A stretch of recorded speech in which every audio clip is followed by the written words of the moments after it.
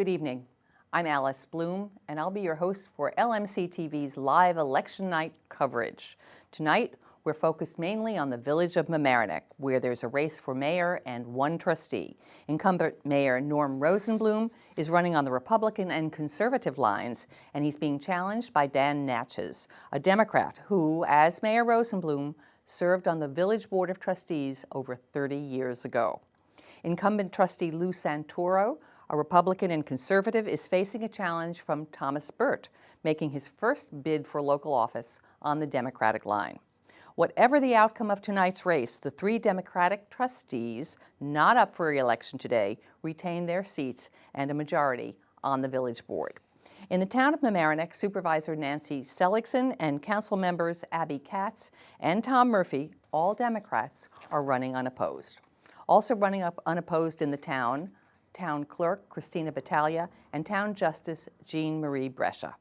On the county level, we're watching the race for County Legislator in the 7th District, where incumbent Democrat Catherine Parker faces a challenge from Rye Republican Susan Watson. There was also a Westchester County ballot. Did you notice it? It offers an amendment to the Westchester County Charter, changing the date by which the county executive must submit his proposed county budget for capital and current purposes from November 16th to October 16th, and for capital purposes from November 15th to November 10th for current purposes. That's a little confusing. The purpose of the amendment, to increase the time that county legislators have to study the budget before they have to vote on it. It would also give voters a chance to look at least part of the budget before Election Day. We've got reporters in the field tonight at campaign headquarters. Shayla Navarro and Matt Sullivan are at Republican headquarters at the Elks Club, and Kat Galliano and Rob Moretti at the Democratic headquarters at Barley's on Mamaroneck Avenue. As always, we'll have a distinguished lineup of guests joining me in the studio as we await results. Tonight, we'll start the evening off with County Legislator Catherine Parker. A little later, we'll welcome Town of Mamaroneck Supervisor Nancy Seligson and Council Member Abby Katz. And a little later on, Tom Murphy, also from the Town Council. All candidates have been invited to come into the studio at the conclusion of tonight's events to recap the election and reflect on the campaign and share future plans. We hope you'll stay with us throughout the evening. And now we'd like to tell you a little bit about what LMC-TV is doing after school. When we return, Catherine Parker will be here. Hello everybody, I'm Kat Galliano. Get ready to check out a sample of the programs airing during the month of November. If you missed the New York State Attorney General speaking at Mamaroneck High School, you're in luck, because you can watch it here on LMC-TV on Mondays at 9:30 p.m. or Tuesdays at 9:30 a.m. If you were at the Larchmont Public Library lately and you wondered where this beautiful children's garden came from, then be sure to catch Ryder's Children's Garden Dedication, airing on Thursday evenings at 9 p.m. or Fridays at 9 a.m. Happy 125th birthday, Larchmont! If you missed any of the festivities at the street fair, no worries, LMC was there to cover it. Feel like checking out some interesting art at the Arts Festival? Or maybe just want to see yourself on TV? If so, tune in Thursdays at 10 p.m. or Fridays at 10 a.m. Window paintings, costume parades, spooky crafts, haunted houses, and much more. Check out what the Village of Mamaroneck Spooktacular had going on for Halloween this year. Monday nights at 10:30 p.m. or Tuesday morning at 10:30 a.m. Keeping up with the Halloween theme, the Village of Larchmont hosted its annual Ragamuffin Parade. There was a record turnout this year with families and pets showing off their Halloween gear. To catch all the fun, tune in Monday nights at 11 p.m. or Tuesday morning at 11 a.m. Do your children know what to do in case of a fire? The town of Mamaroneck Weaver Street Firehouse opened its doors to the public for fire safety prevention, tours of a simulated smokehouse, fire trucks, food, and fun. If you missed it, you can see it airing on Tuesdays at 11:30 p.m. or Wednesdays at 11:30 a.m. Now you know what's coming up in November on LMC-TV. To see our full broadcast schedule, visit us on the web at lmctv.org/schedules. Airtimes are subject to change. Some popular programs are coming up in December. To look out for are the Village of Mamaroneck's Turkey Trot, the Tree Lighting Social, the Mamaroneck High School Financial Aid Workshop, and oh, a favorite of mine is Sunny Goldberg's annual Know Your Neighbor Holiday Edition. Sunny takes us to the streets, visiting local shops and boutiques in search of the perfect holiday present. You don't want to miss it. Watch us on TV or catch us online by logging into www.lmctv.org. And as always, I'm Kat Galliano, and you can catch more of us on the Local Live every Thursday at 7:30. Welcome back, and with me in the studio is Catherine Parker. Catherine, thank you so much for stopping by. It's a very busy day for you. It is, but I'm happy to be here. Well, I wish you the best of luck. I know there are no election returns yet. Are you feeling optimistic? Cautiously, yes, I am Okay. feeling optimistic. Good. Well, now that I have you here, I have so many questions. Let's start by talking about the county budget. I fear there's some bad news in the future. I fear there's some bad news as well. Last year, my first budget that I worked on for the county, I was really discouraged because I saw that really the practices that were in place to balance the budget didn't really do so. At least it was, in my opinion, it ended up borrowing to cover operating costs like pension costs, which really only deferred a tax increase. So I think that I was, alerting my district, and other county legislators were alerting their districts to this. It's just not a sustainable practice. So my feeling is this year, the county executive will present a budget that maybe doesn't call for the borrowing, but I do think that they're going to have to look at other ways, and I think that their only other trick that they have is really to shrink services and the staff that we have. Well, when you say services, what services does the county provide? Oh my gosh, the county does so much, and this is what people don't realize. So we have a health department. What does the health department do? A million things, but here's one that people probably don't think of. We enjoy going out to restaurants. Well, our county health department they go and inspect the restaurants to make sure that we're not going to get a foodborne illness. That's just one service. I mean, we have a county jail. We have a county court system. We have a Department of Environmental Facilities that handles all our wastewater treatment plants. Our DPW, which handles all of our county roads and bridges. We operate 6 county parks, and I could go on. There are many, many, many services that are provided through Westchester County. Well, it hasn't been an issue, I think, in this election, but often we do hear voters and residents claim, what do we need county government for? Give me an example with which the county government works with local municipalities. Sure. We work with local municipalities in many different areas, but I'll mention one, recycling. So we have what's called the MRF in Yonkers, which is the recycling facility there. And it's carted from all the municipalities to that centralized location. And that's one area where it's a shared service. Again, all the municipalities, they don't have a health department. That, again, is a shared service that Westchester County provides. Westchester County works, of course, with the local municipalities on water quality issues. And so we're trying to work right now with Mamaroneck and Larchmont on the issues related to the sewer pipes. Okay, sewers were going to be my next question. Yes. This conversation is definitely going to the sewer. Yeah. But it's a very big potential cost. The INI, I believe it's called. So yeah, INI stands for infiltration and inflow, and basically Westchester County, and not just the Sound Shore, but all over Westchester County, as well as many areas of the Northeast, we have aging pipes that are underground for our sewers. And we can't see what's happening below ground, but we know that there are cracks in these pipes, and during rain events, stormwater gets into the pipes, and then that causes a massive overflow into Long Island Sound. Okay, so it's very important that the county help It shepherd is. this along and coordinate Absolutely. the repairs. Now, one thing we hear a lot about is deer control now. Surprise of surprises, deer have found our rather citified suburb. How is the county involved in helping municipalities deal with this issue? So I'll tell you that statewide, there isn't a county that is handling the deer overpopulation for their individual municipalities. According to New York State law and New York State DEC, the county can have a deer program in place for county-owned property. So we have a deer program in place right now in 6 parks in the northern part of Westchester.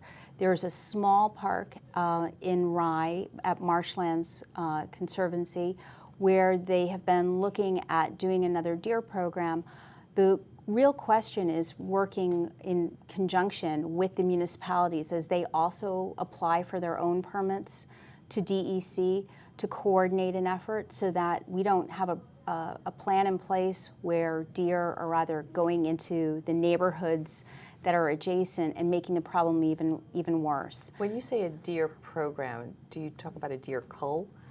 That could be a possibility, and it's really up to the individual municipalities to have that conversation with the people that live right here.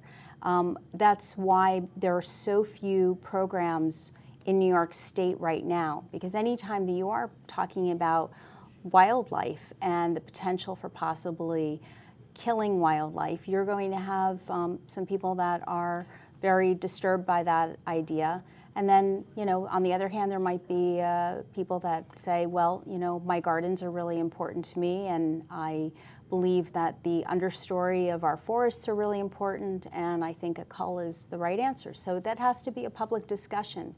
And there hasn't been that public discussion yet in Mamaroneck, but I'm sure that will happen at some stage. It looks like it's coming. I think it's become an issue to so many people who never thought they'd be concerned about deer on their properties. It was an oddity to see a deer, not a commonplace thing. But we've transgressed a little bit. Let's get back to the budget. I think one thing a lot of people don't realize are how many special districts there are. Mm-hmm.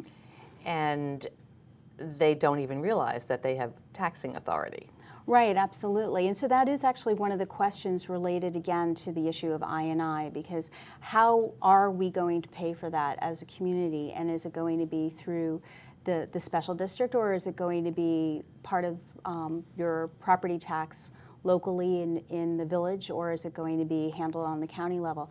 That's really to be determined, but there's plenty of work that needs to happen first to really analyze and look at what's called the sanitary sewer evaluation study. Get that done first, know how severe the problem is right here, and then take it to the next steps. Does the county help municipalities in their flood mitigation problems? Absolutely. Certainly a big issue here. Yeah, and they do. In fact, when I first started on the board in 2014, there were 6 drafts for all the different watersheds of Westchester County. And what we did was we vetted those plans and passed those.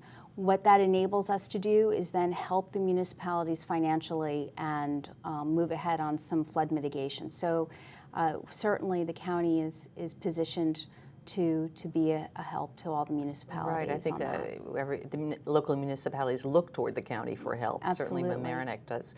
Now, there are certain strategies that local government has employed here. Certainly the town of Mamaroneck is expecting to impose user fees as opposed to increasing taxes. Is that a strategy that the county considers as well? Well, it certainly is.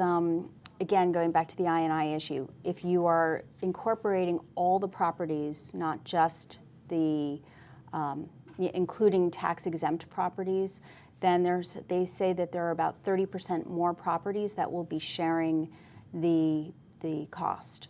So certainly that's something that should be considered. But user fees, I guess here we think of recreation, we think of well, actually, they were sewer fees. I mean, one of the issues here was that formerly, at least in the town of Mamaroneck and probably other municipalities, you were assessed by the value of your property, not by how much water you used, for example. Right, and so the user fee on water, I think, makes some sense because also if you're going to be conserving water and, using it sparingly, just paying for what you use, that does make some sense. And I went to the Town of Mamaroneck sustainability program that they had recently on this, And the estimate would be that you would see a reduction in your expense for water. So I think that that's, certainly something that would be music to many people's ears. Well, one example somebody gave me who was very cognizant about budgets was that property could be assessed at the same value, but one could be a laundry, for example, using a tremendous amount of water, and one a home Absolutely. who uses a modest amount of water. Right. That's probably pretty extreme, but it could exist like that. Do you see layoffs ahead on the county level? I fear that that's part of the budget that will be proposed. And why I say fear is because the county shrank their workforce in 2010 by about 15%. And what I've seen in my 2 years as a county legislator is that at this point in time, we're really not functioning, I think, as best as we could be. So to shrink that workforce even more, my fear is that we're going to really be losing out on services that we rely on. I see a huge backlog on infrastructure projects, road repair, for instance, that really we're looking at years out before we actually get to them. And I just think in Westchester County, we actually expect more for our tax dollars. I don't really think that that is the real answer that we're looking for as communities. I think we have an expectation that our taxes are for services that are essential, and we want to pay for those essential services. Do you feel that the county has the best possible tools to predict costs of repairs or costs of things?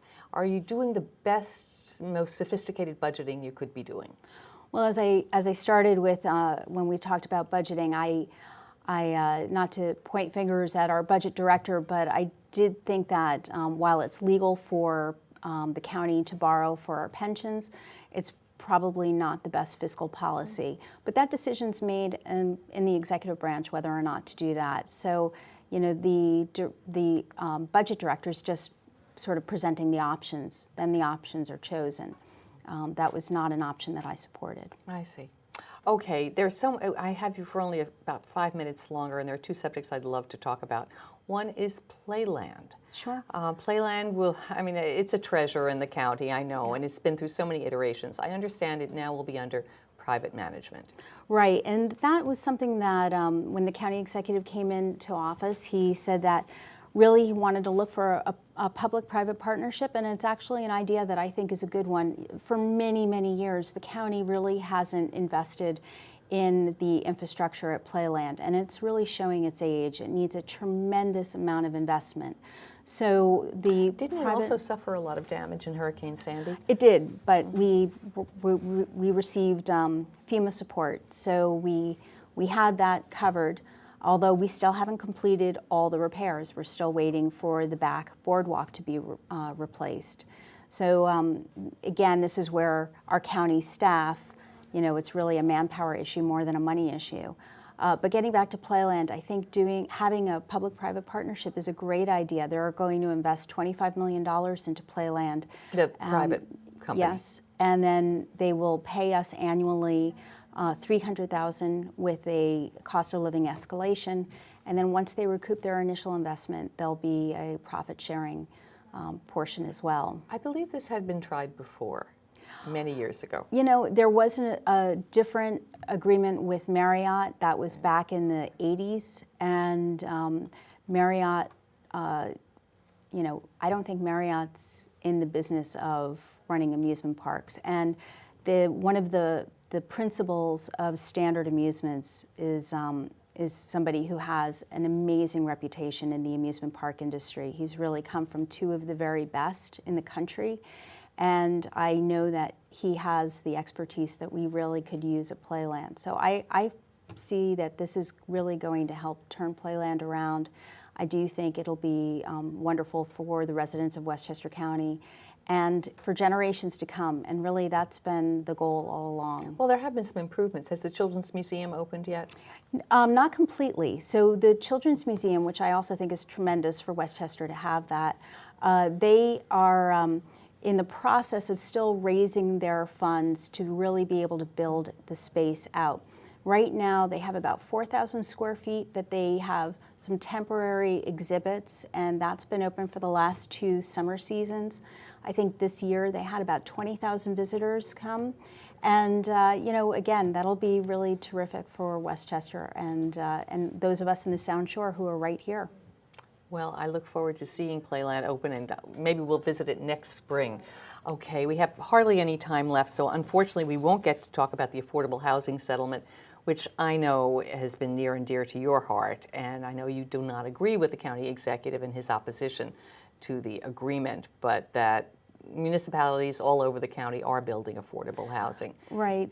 The settlement was 750 units, Right. and for a county of 1 million people, I really don't think that that's a very significant. How many have been built? We're targeted by the end of this year to reach about 640 if everything goes for the next 8 weeks to plan, that we should be at 640.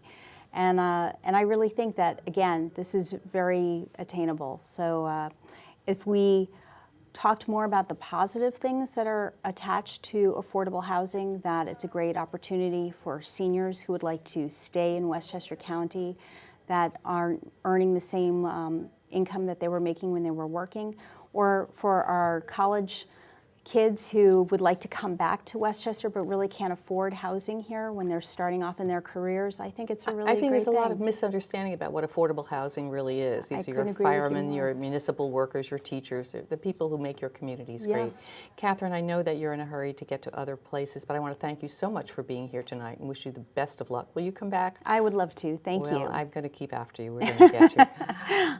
Right back to you at home now. We'd like to tell you a little bit about LMC's Local Live. Stay with us.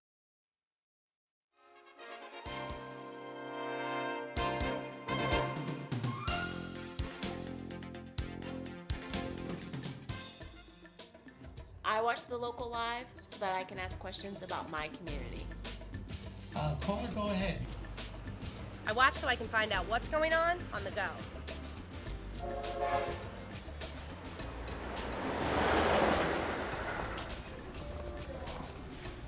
Because I catch up at any time, from anywhere, and see any show. Shh! You tell us, we air it. This is the Local Live. I'm going to step off the limb. That's one small step for man.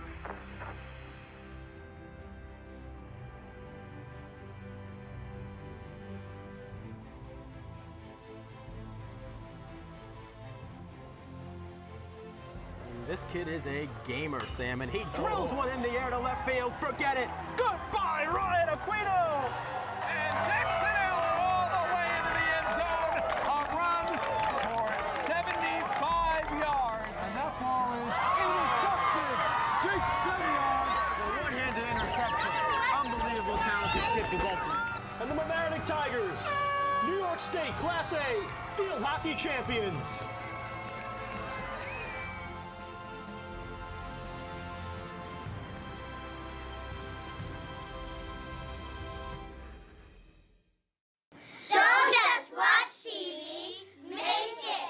We are part of the Lights Camera Action After School Club at Chatsworth Avenue School. We are learning how to use HD camera microphones, and we even get to edit our own footage.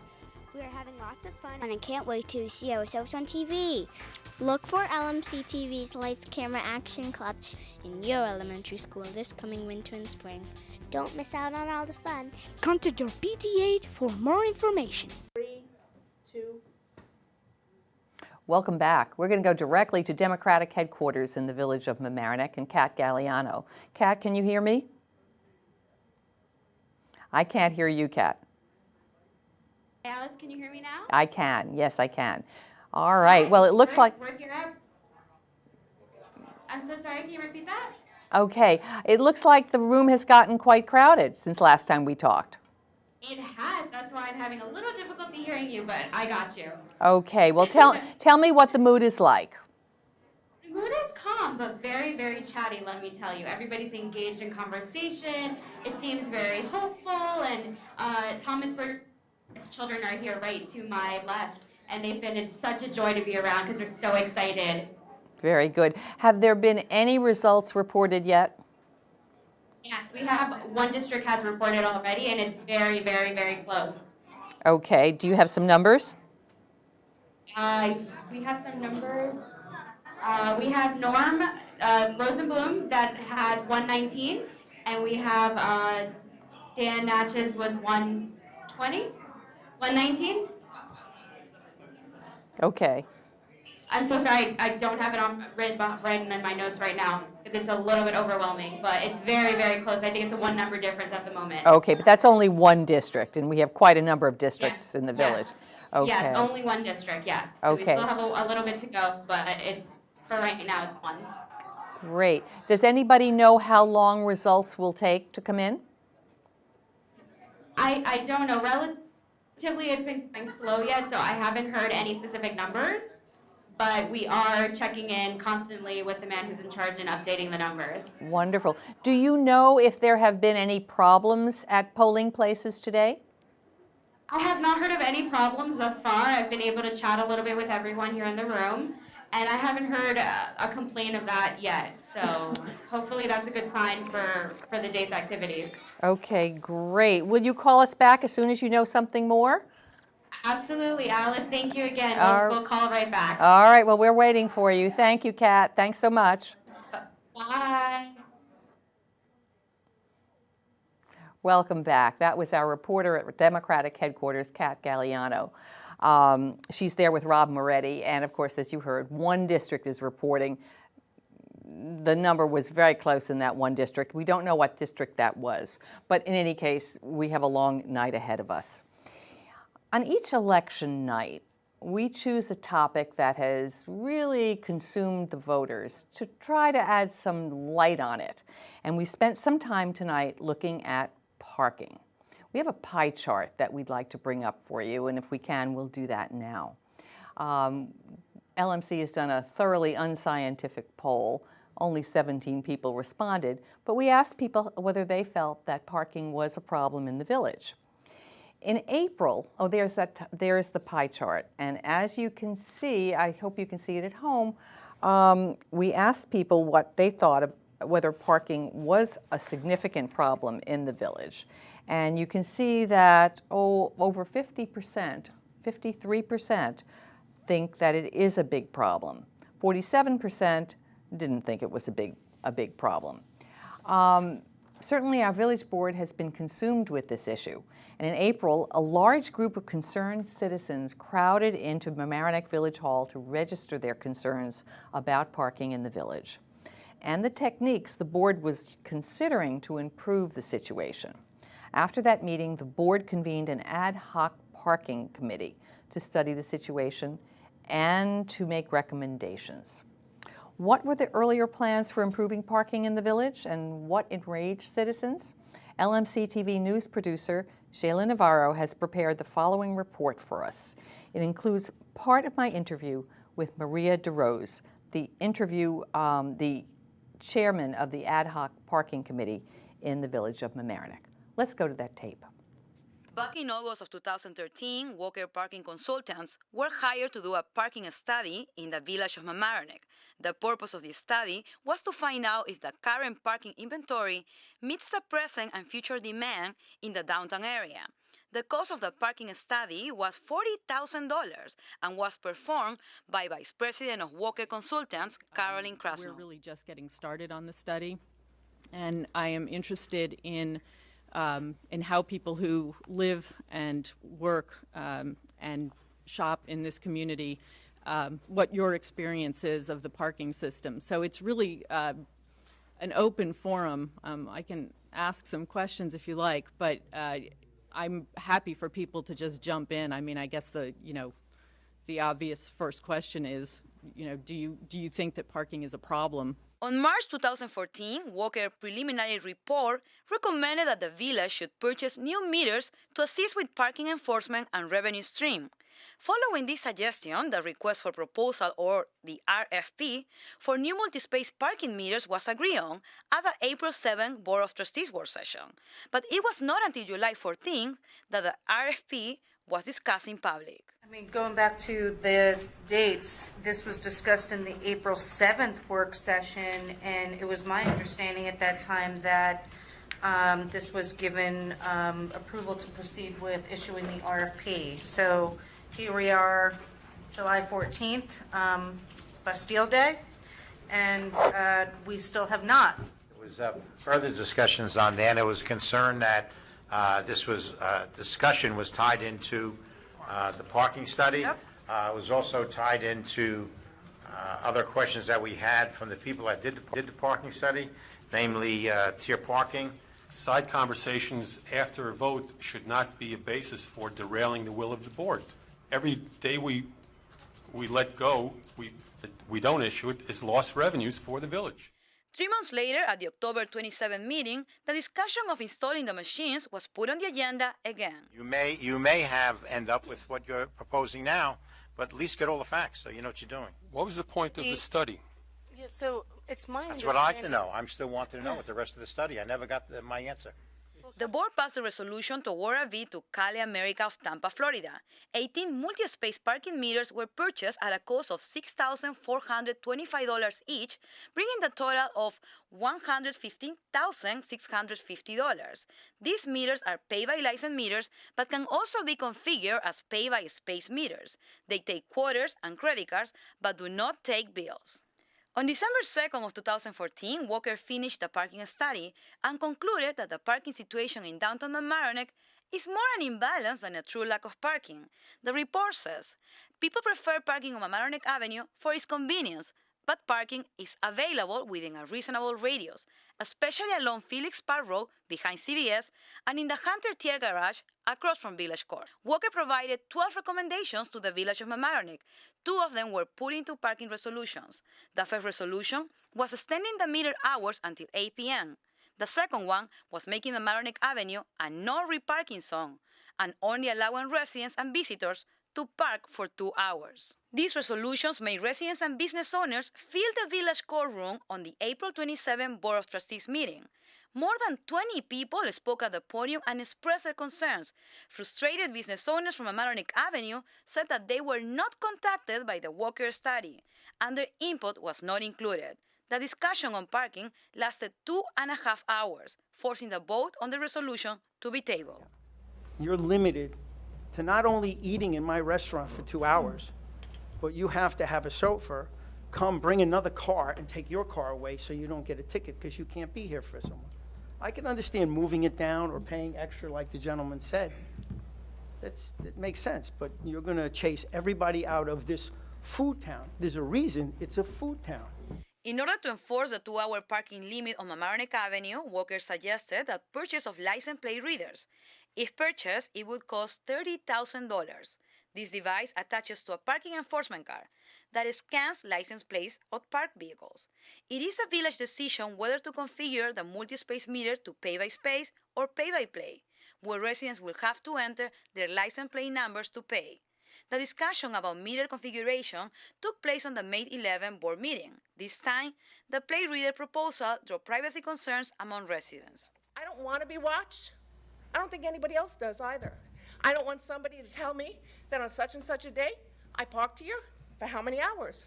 Why should you know that? Parking resolutions were tabled indefinitely, and what came next was the forming of the Ad Hoc Parking Committee on July 1st of this year.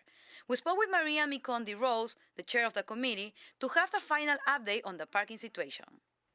The only thing that you should know is that we are trying to come up with a recommendation to the board that will make everybody happy. I mean, we're not going to make everybody happy. We're going to try and make the majority of people happy. We don't want to change anything too drastically. Try and keep it basically the way it is, simple, user-friendly, and something that'll be attractive to everyone who comes to visit Mamaroneck. Welcome back. We have another district reporting with 2 districts reporting. We have Norm Rosenblum with 21 votes, and Dan Nash's with 258 votes.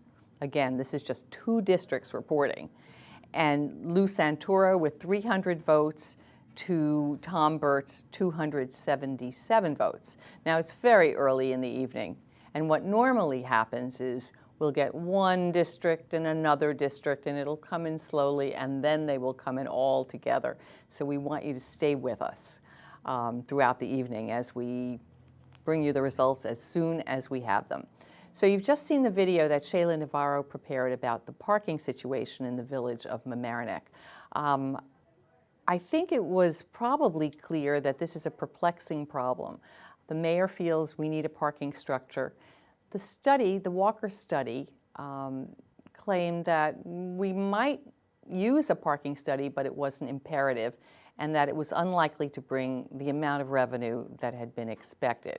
But nevertheless, there'll be some changes. There'll be meters, or there will be pay stations, and we should be able to use credit cards someday, which would be great fun. Lots of cities throughout the nation now have credit cards, or allow its users to use credit cards to pay their meters. And lots of times when you don't have a quarter, that's a really good thing. The ad hoc committee has met 3 times.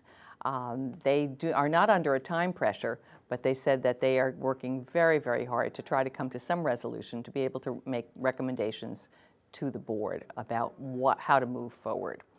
It was also very clear that the Walker study, said that Mamaroneck actually does have enough parking. However, it's not all on Mamaroneck Avenue, and some people just don't want to walk a half a block. Maybe better signage, or maybe if you knew you got a discount for parking at places like the Phillips Park Road or parking at the Hunter lot, might entice you to park a half a block and walk to the avenue. I think we're trying to go to Republican headquarters now at the Elks Center, and we have Shayla Navarro on Skype. Shayla, I see you have a distinguished guest with you. Thank you, Alice. We're here with Norman Rosenblum, one of the candidates to become your next mayor. Of course, everybody knows his friendly face.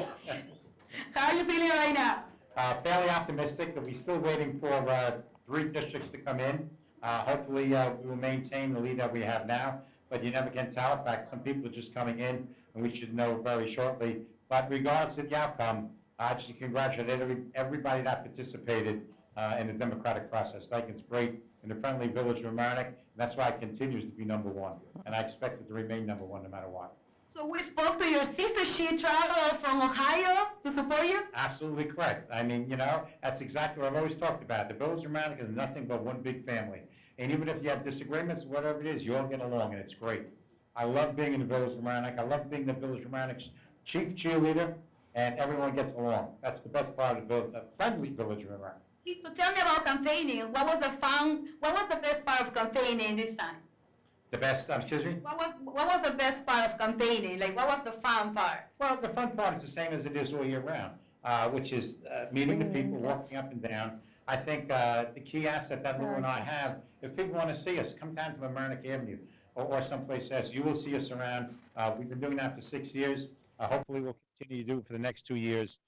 And the best joy is living here. I'm 3rd generation, so is Lou. Lived here all our lives. You know people. It's just great. It's a great community. One big family. So if you win today, what will be the first thing you will do as soon as you sit in office? Well, when I get back, first thing I do after this is I'm going to go get something to eat. But after that, when we go in office, we'll continue to try and get along with the majority of the Democrats that are on the board. There's obviously from the last meeting some contention, but I think overall, if you look at the majority of the votes, most times it'll either be 4-1, 5-0, as has been the past 6 years. But I think the key is, I noted before, even if there's a disagreement between the 5 individuals, the key is to get the people involved, because no matter what the question is, we represent the people, and you should listen to the people coming in, whether it be parking or flooding or anything else. The key is to get more people involved, and not just 4 out of 10 people vote. This actually happens to be a very light turnout. Probably more beneficial to Lou and I. I think if this were a presidential election with the registration the way it is 3-1, the odds would certainly be against us. But the fact of the matter is that this is a off-year election, which shows that the people are really considering local issues, not national issues. And I find it very rewarding that obviously without Democratic input and support, we would never get elected. And I think that supports the concept of representing everybody. Mayor, if you finish today, if let's say that unfortunately that result won't be favorable to you, what do you think will be your legacy for the village of Mamaroneck? Getting people involved, supporting volunteers, encouraging more people to join a volunteer fire department, which not only is the greatest social group, but as just noted last night and again today, they save lives, they save property. Mamaroneck Conservancy, they get involved. They spend their own money. They make the Village of Mamaroneck Harbor Park #1 in Westchester County, and the rest of the volunteers and all the land use boards and all the other boards and commissions. That is the key to the Village of Mamaroneck. That's your friends coming in. That's your friends and relatives, and that's what it comes in. And I'm glad to hear what cheering in the back. Hopefully, that's a positive sign that we'll have the chance to continue the next 2 years. And I love the Village of Mamaroneck. And one of the key things is what I said before. I want LMC-TV and hook and ladder. All right. It's very important. Well, Alice, you hear from Mr. Norman Rosenblum. We just are living the excitement right now here. Everybody is just clapping with smiles on their faces, with very positive thinking right now. And we're just going to keep reporting every minute of this election right here, as always, live on LMC-TV. Thank you so much, Kat. Appreciate it, Shaila. Make sure you call us as soon as you have any other results. We're going to do the best that we can to get those results as soon as possible. Thank you so much, Shaila. Appreciate it. Welcome back to the studio. We have no new results to report. We still have only 2 districts that have reported, and incumbents Rosenblum and Santoro have a slight lead over their challengers, but it's way too early to call anything. Earlier last month, Eric Schneiderman made a visit to Mamaroneck High School. He's the Attorney General for the state of New York. Let's go to a tape with Eric Schneiderman.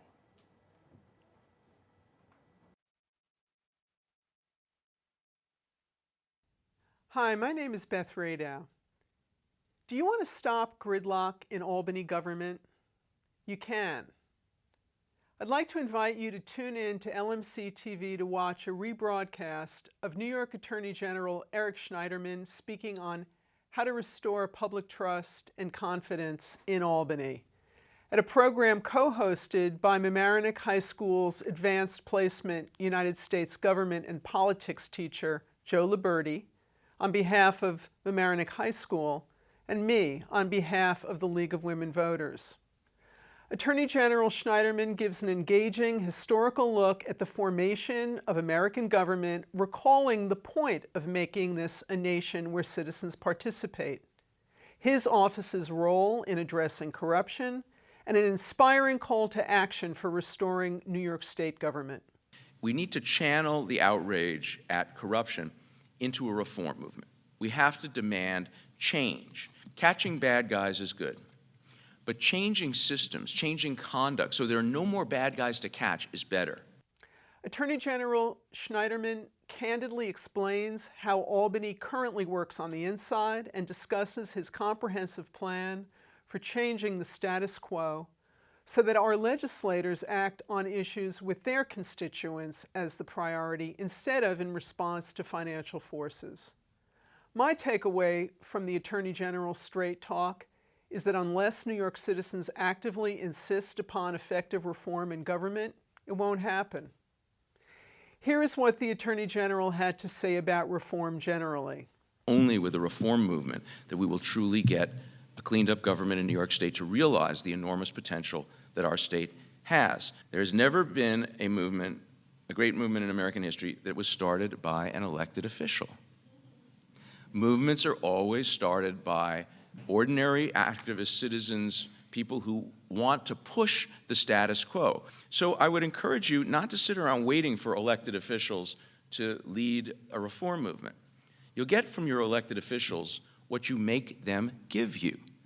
We all have issues we care about: jobs, education, the environment.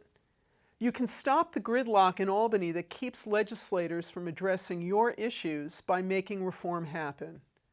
Share LMC-TV's link of this program with friends, Facebook it, tweet about it, and ask your network of people to join you in contacting the governor, the attorney general, and your New York senator and assembly member to let them know you want reform in Albany that goes the distance to make democracy work.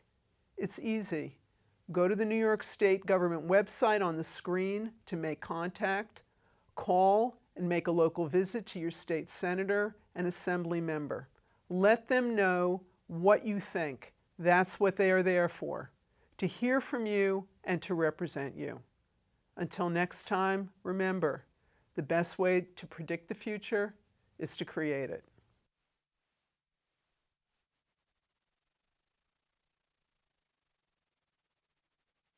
Don't have to worry. All right, And what time did you? Okay. Welcome back. As you can see, I have two very distinguished guests with me in the studio today. Newly re-elected Supervisor of the Town of Mamaroneck, Nancy Seligson, and newly re-elected Town Council member, Abby Katz. First of all, congratulations to you both. Thank you. A hard-won victory. We were talking about that a little earlier and about maybe it's not so great that there's no opposition. How do you feel about that, Nancy? It's mixed because we do feel so lucky to not have to focus on campaigning in the same way and not have to worry about it. But it is an opportunity also. And so we don't have the opportunity in terms of really getting our message out, our word out, and getting people motivated to vote and understand who's running their local government. Right. I guess you only hear when people are upset about something.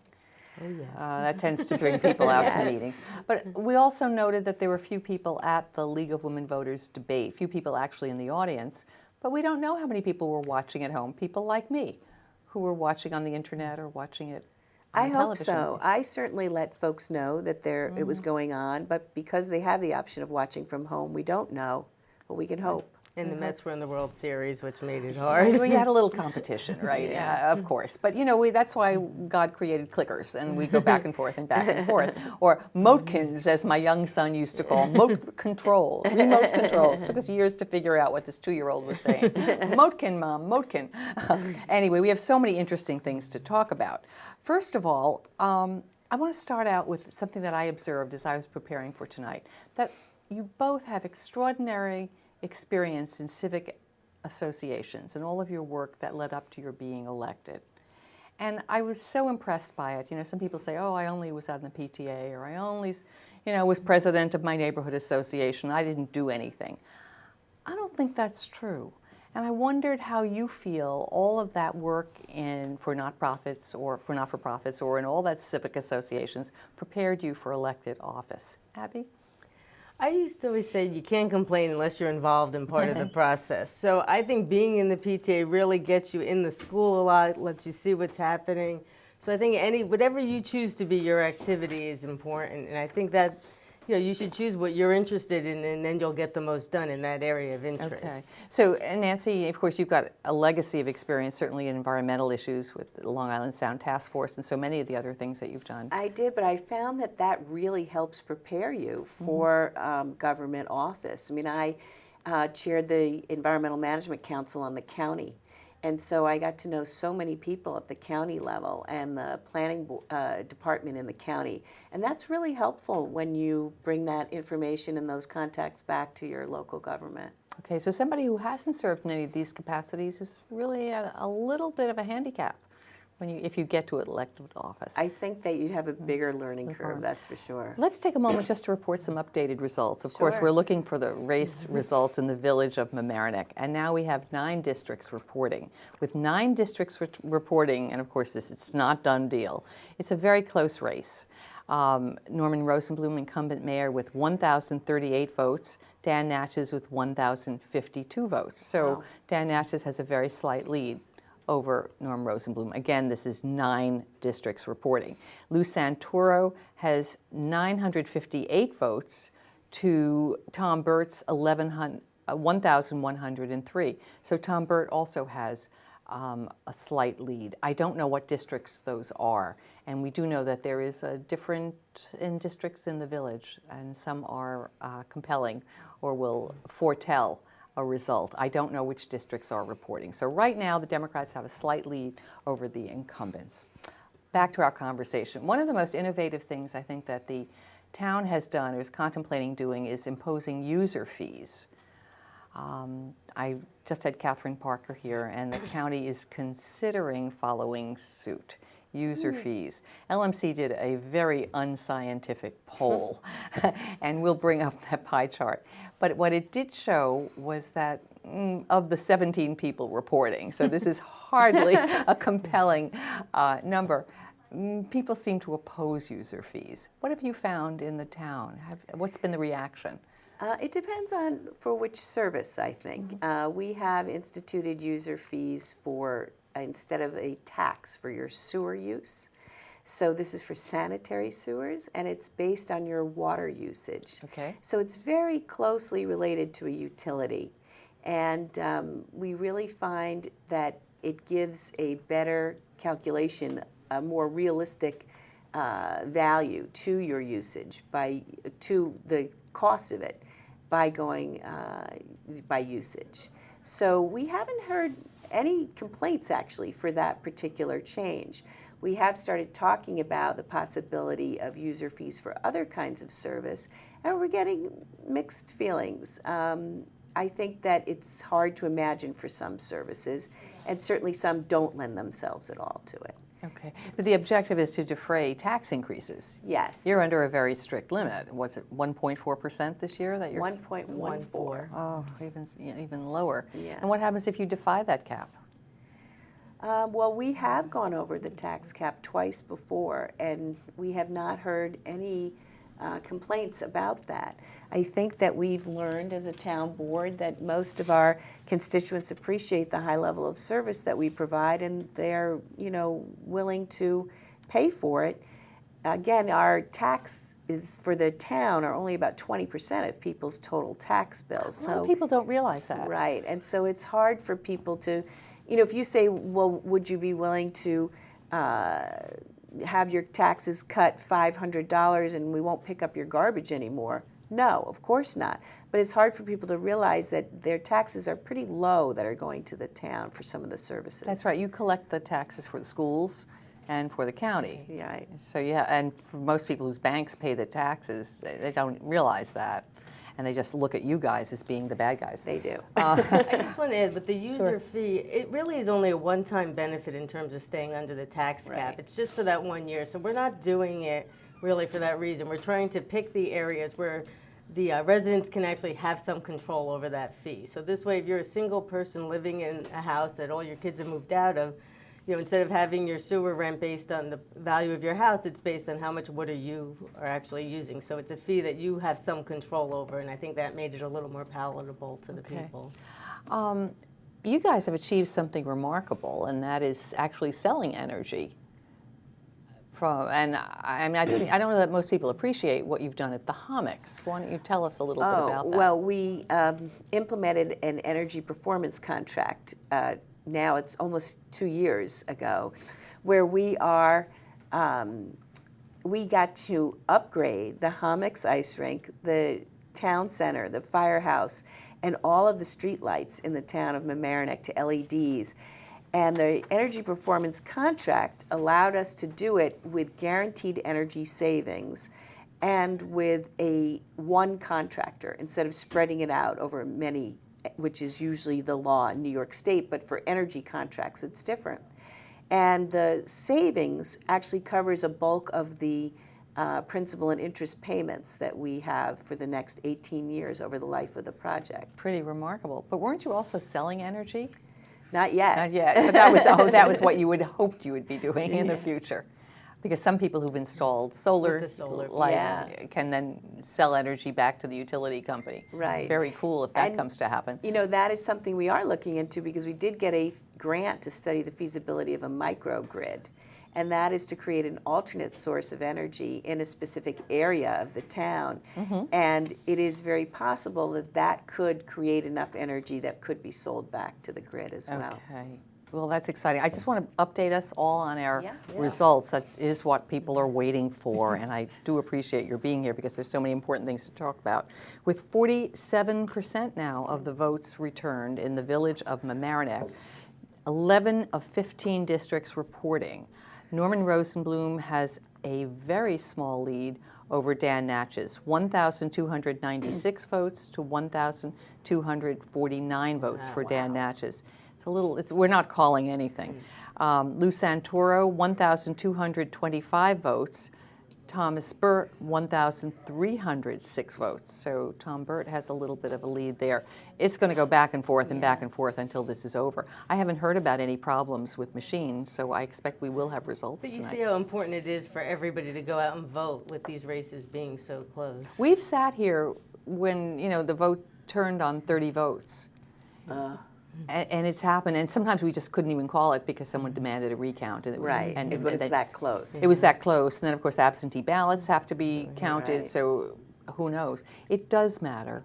And I know I used to encourage people to get absentee ballots when they could, if you thought you might be away or you might not return home from work in time to vote, and it happens a lot. I think people don't realize it because, on the federal and larger statewide elections, of course, the vote is meaningful and important, but it's not the same kind of weight as it is in the local elections. So I know that most of us reached out to our friends and our neighbors just to remind them to vote today. Oh, well, that was very smart of you to do.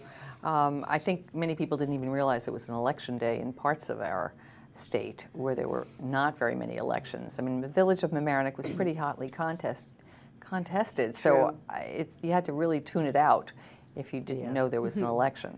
But my bet is that the turnout is going to be very small by the time the numbers are finally in. I have you for just a few more minutes, and I want to be able to tell everybody about some of the remarkable things you've achieved. And one was passing the model housing ordinance. Tell us what that is, Dabby. That's the law that sort of puts us in compliance with some of the affordable housing. And it's just some rules out there that says, these are the ground rules for affordable housing, how it should be marketed, what the income levels are, and things like that. But didn't it also say that in any development over 5 units, there had to be an affordable component? Yes, we did include that. And in fact, that was one of the items that was required by the housing settlement. That was one of the things they were asking for, but we looked at it in the lens of the town of Mamaroneck.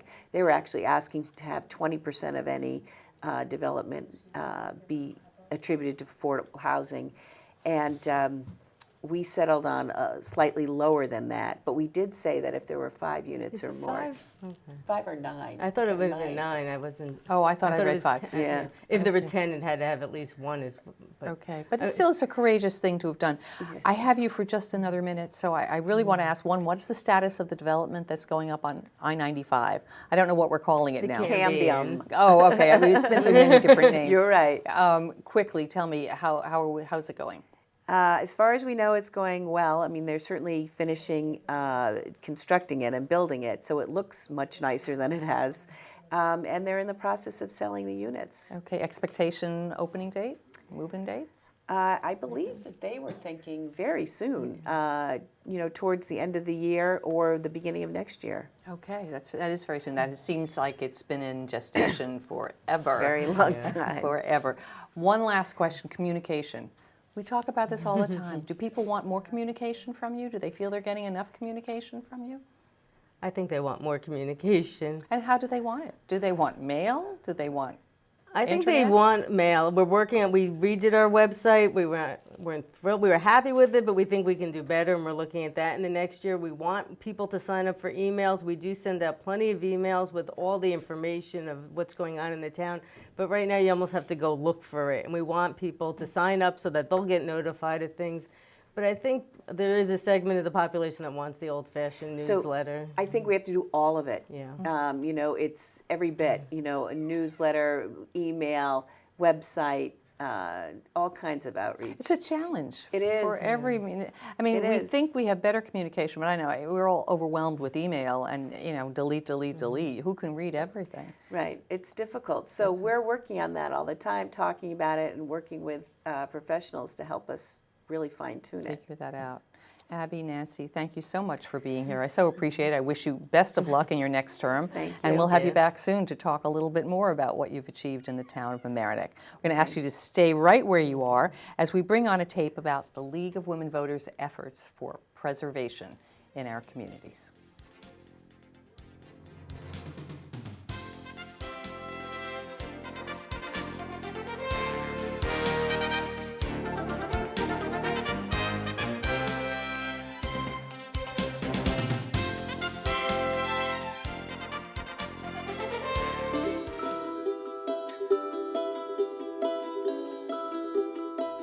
Hi, I'm Beth Radow. I live in the community and I'm a board member of the League of Women Voters of Larchmont and Mamaroneck. If you're watching LMC-TV, it's likely that you live here and have an opinion about our historic buildings. Do you ever pass by historic buildings in Larchmont and Mamaroneck and wonder if they'll be here in 5 or 10 years? Do you have a vision for repurposing these buildings? Have you observed that our 2 libraries have preserved their historic buildings while also building for the future? On Tuesday, December 1st at 7:30 p.m., the League of Women Voters of Larchmont and Mamaroneck will host a discussion in the community room at Mamaroneck Public Library with historic preservationists Lynn Crowley and Donald March leading a program on preserving our historic buildings. This free event is intended to foster an open discussion among members of our community about the future of our historic buildings. The discussion will be followed by dessert and beverages and a chance to socialize. We are inviting our elected representatives to join us on December 1st. We hope you will join us too.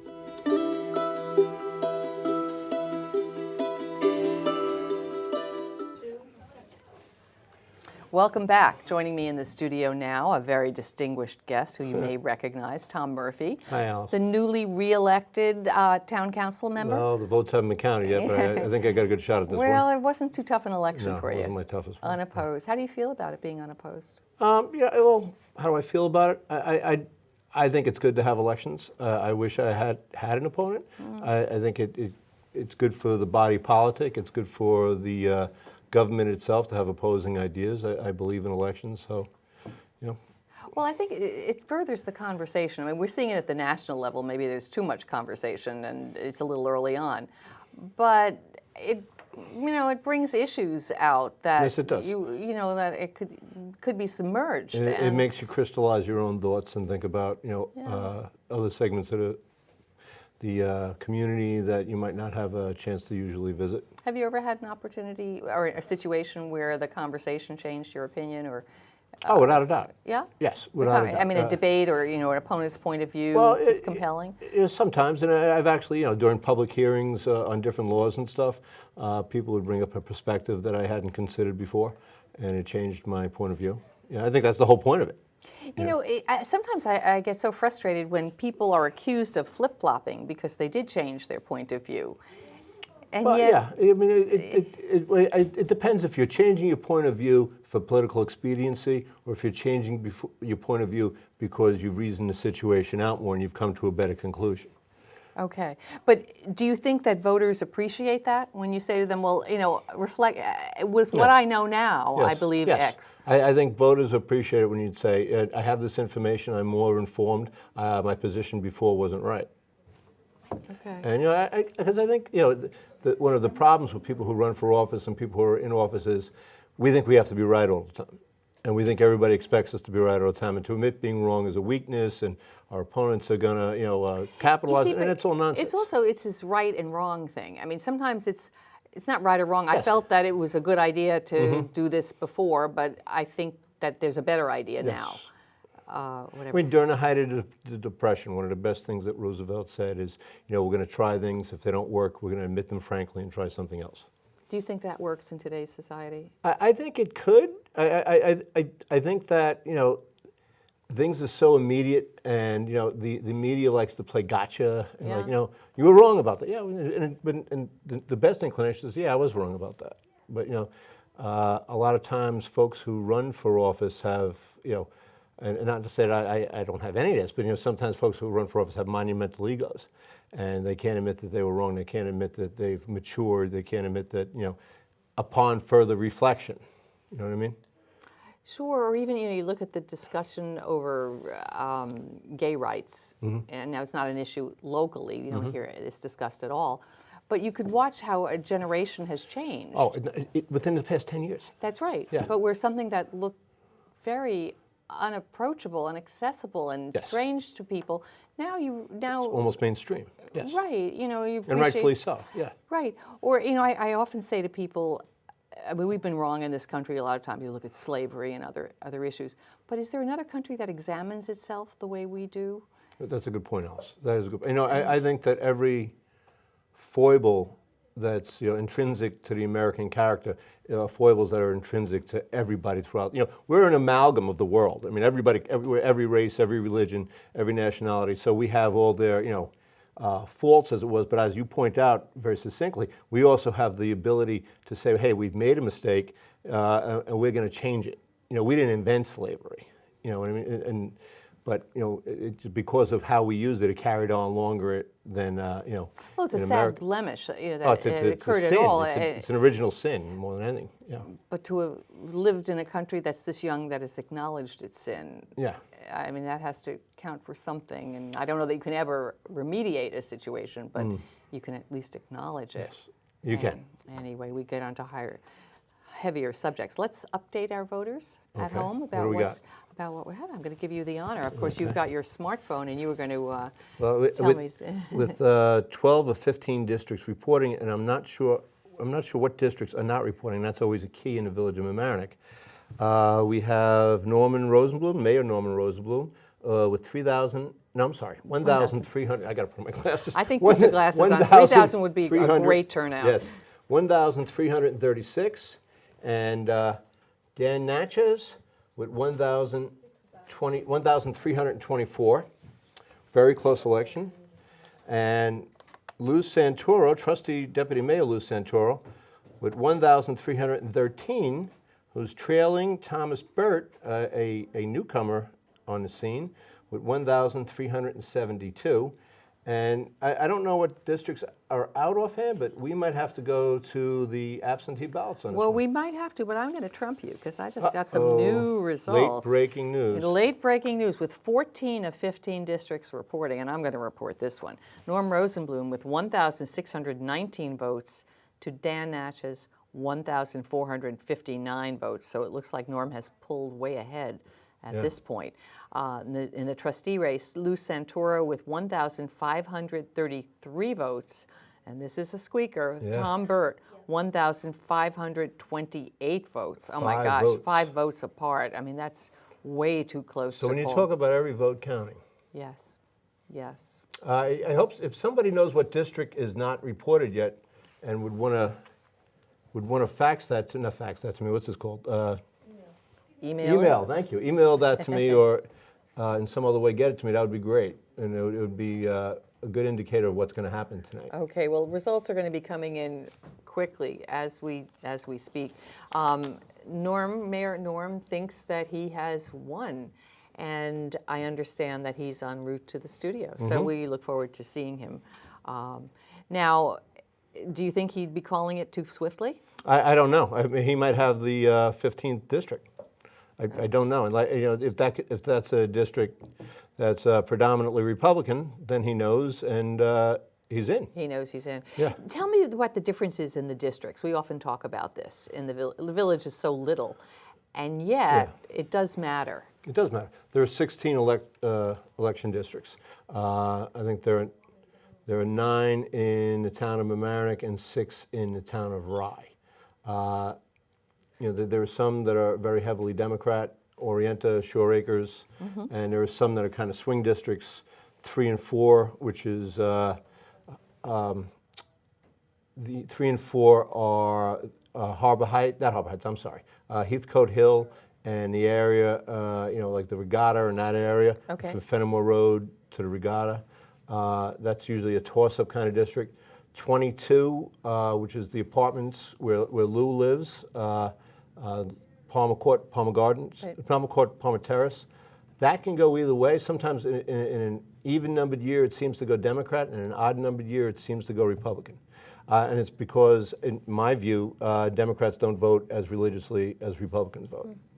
And Is that universally so, or is that just a local Well, I can't anomaly? speak for the universe, but I can speak for the village of Mamaroneck. And yes, that is my observations and the observations of many people who have done this long term. Okay. The sad thing is this is very low turnout. Yes. In a presidential election, you'll probably get over twice this turnout. Right. So. Do you have any thoughts about why people don't bother? A local election, it would seem to me, are so much more pertinent to you. I mean, I could see where on a national level you say it's electoral college, for the presidency, and people have all kinds of arguments of why they don't vote. Yeah. And why they don't vote in a local election? I don't know the answer. I wish I did. I'd sell it and make a lot of money. But I think that part of it is that we put so look at it. It's November of 2015, and you turn on any news channel, we're talking about the presidential election next year. So we have this drawn out presidential and national races, and we don't focus on the little elections, which is where most of your tax dollars actually gets paid, where your services are, where your children go to school. And where the people running for office. Usually, yeah. I mean, you meet each other on the train, on the soccer field, your kids know each other. I mean, you can take someone's measure. Yes, you can. You see them in the supermarket. Right, and there isn't the sound bites and the hype and all the stuff that we deal with. And you could approach somebody and have a 20-minute conversation about the issue that is pertinent to you. Right, or get a sense of how that person makes decisions. Yes. And how that person will spend your very hard-earned tax dollars. Yes. And like the government that affects you most is your local government.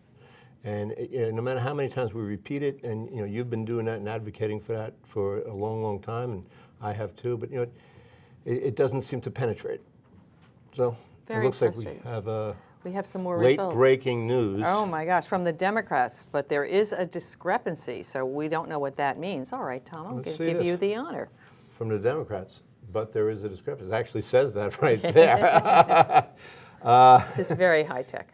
The Democrats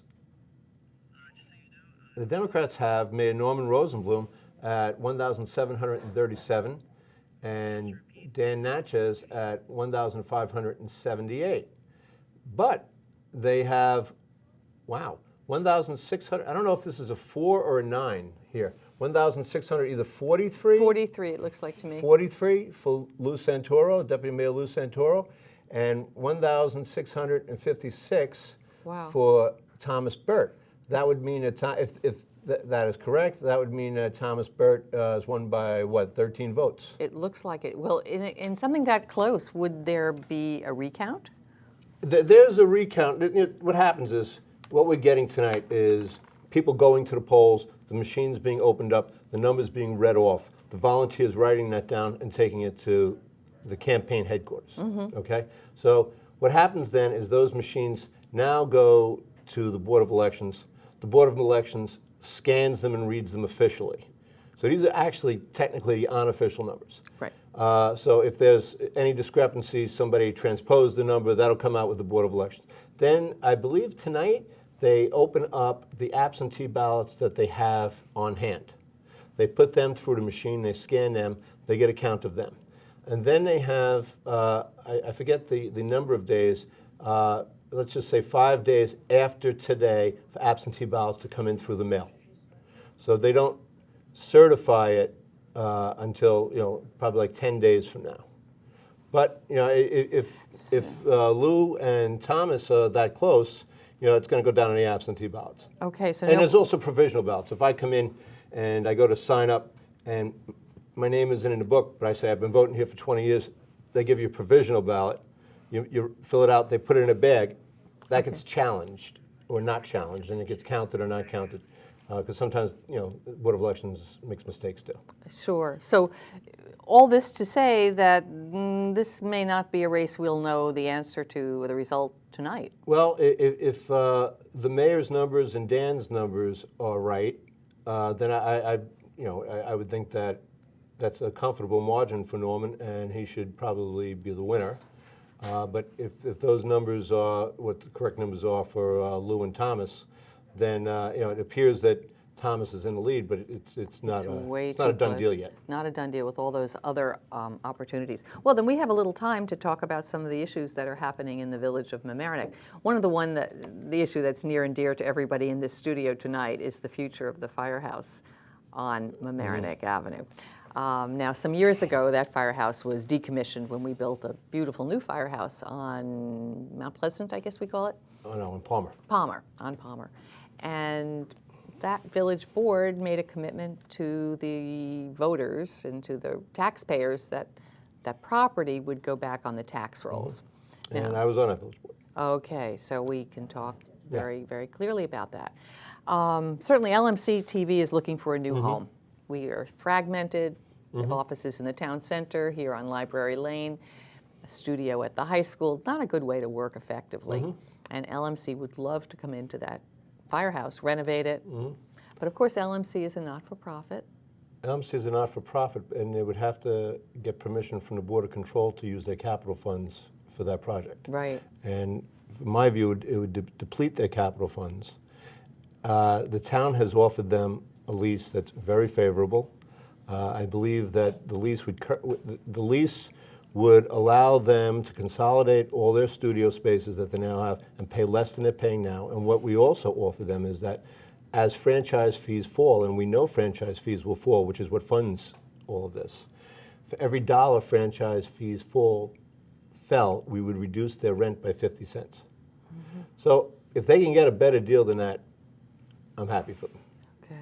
But and I realize that there are aesthetic reasons for wanting to go to the firehouse, and I realize that the firehouse is a more sexy project. But I also have been involved in local government for a long, long time, and I know that when you start doing a project, you have estimates of costs, and you don't really know what it's going to cost. And that's a building that was built in the 1880s that hasn't had any maintenance since probably the year 2000. So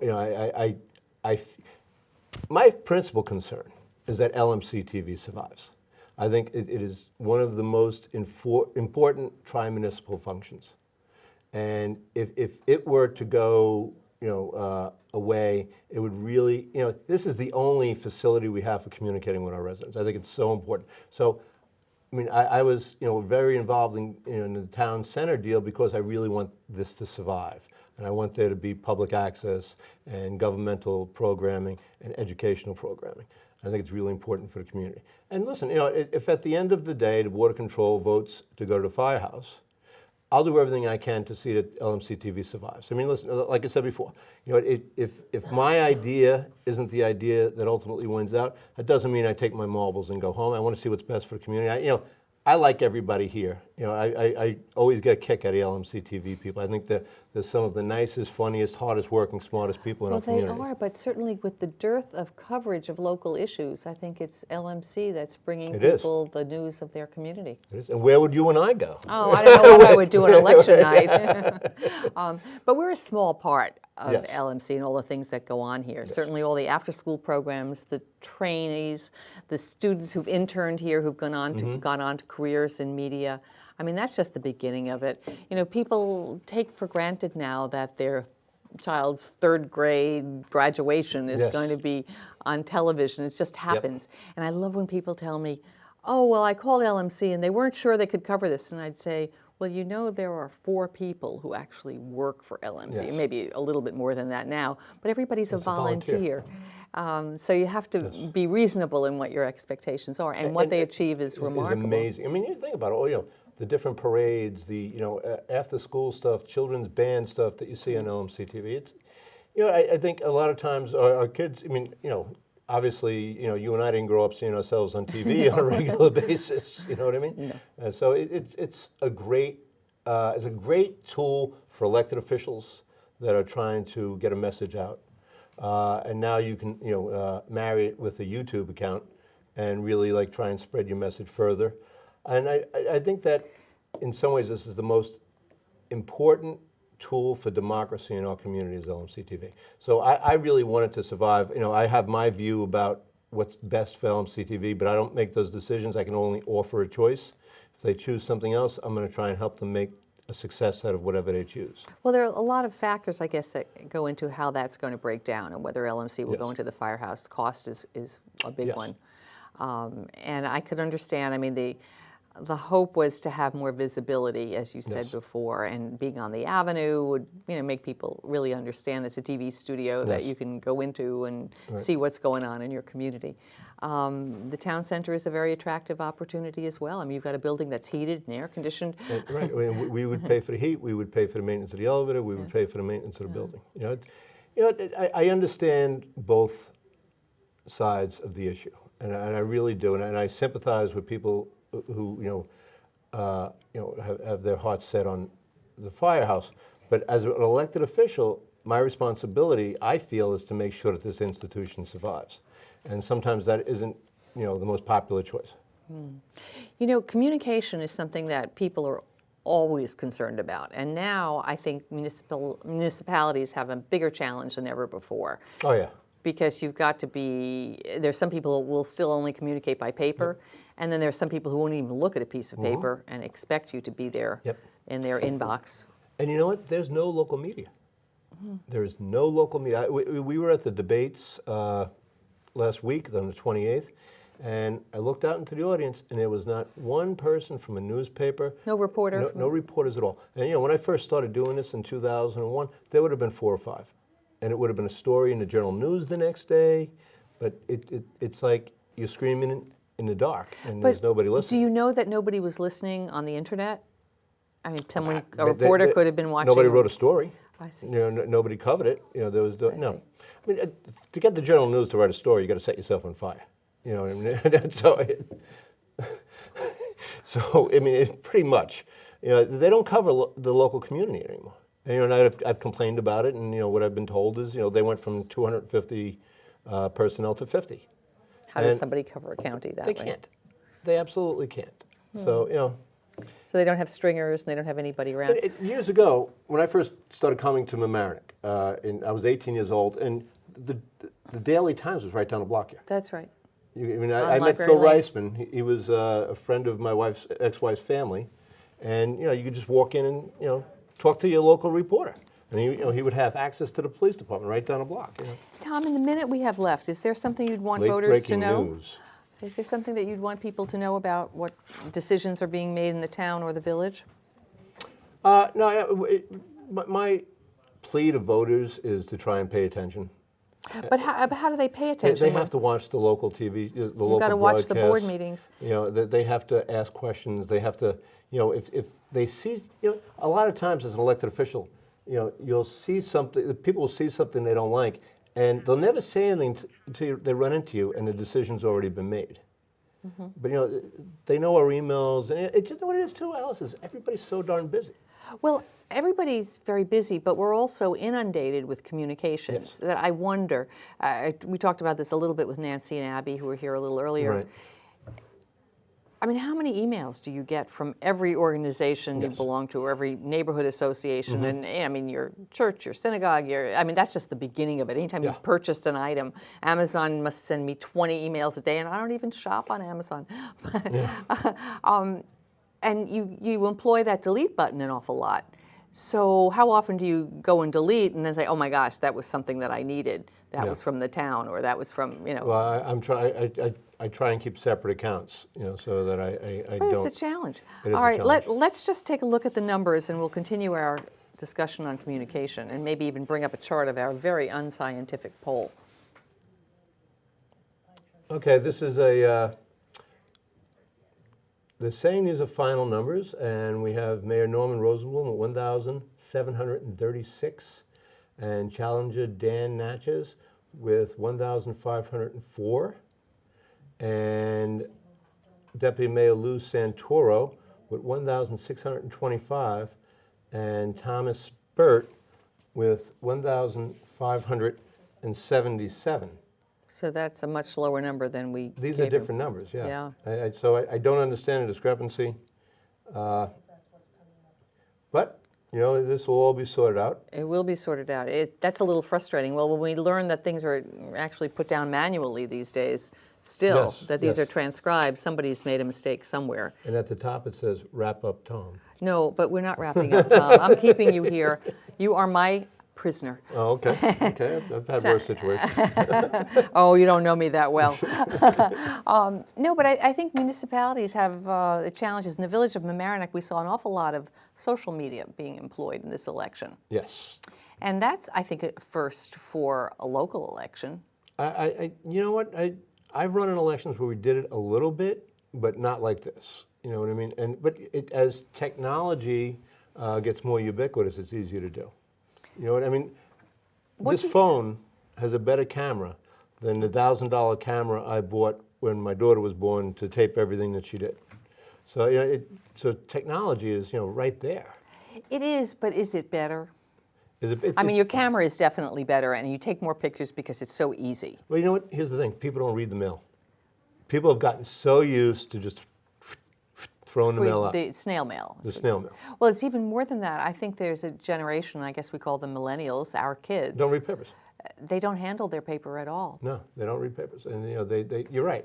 They don't expect, they do everything online. They pay the bills online. You know, they look at their, you know, I'm used to opening up my bank account, looking at my statement, you know, then. There's nothing wrong with doing things online, just as long as you are diligent about looking at the things that come in that don't come to you online. Yes.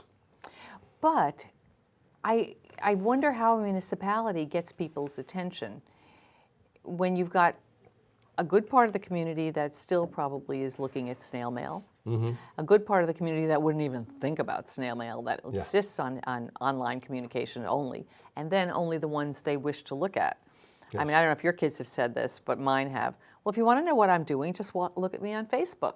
It's amazing, right? You know, it's funny. I'll leave a message on my kid's phone, and I'll say, "Did you get my message?" They say, "I don't listen to messages." Like, how could you not listen to messages? Why don't you text me? Right, text. Well, you learn. You text. learn, yeah.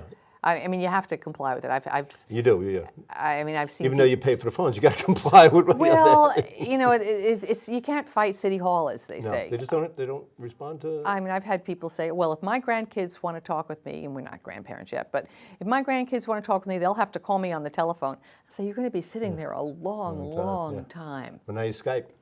That's right. Yeah. And look how great that is. That is great. That is great. You know, it's funny. My kids have the iPhones. And they actually have, you know, they when they call each other, they, you know, have a picture of each other and they, you know, talk to each other. And they're talking to each other. Yeah. There's nothing wrong with that. We do have some results in District 7 in Westchester County Legislator's race. And here we have Susan Watson with 1,756 votes. I believe am I reading that correctly? Yes, Susan Watson is leading Catherine Parker. Susan has 1,756 votes, and Catherine has 1,098 votes. Do we know how much is, what percentage? It's just saying it's 10 out of 55, but you can't tell the percentage of voters because you don't know how many people are in. The districts aren't evenly apportioned. You know, that seems to me like that is not going to be the trend. No, it's an early lead for challenger Watson, Susan Watson, but we really couldn't anywhere near call that race. No. So that's just not too helpful just yet.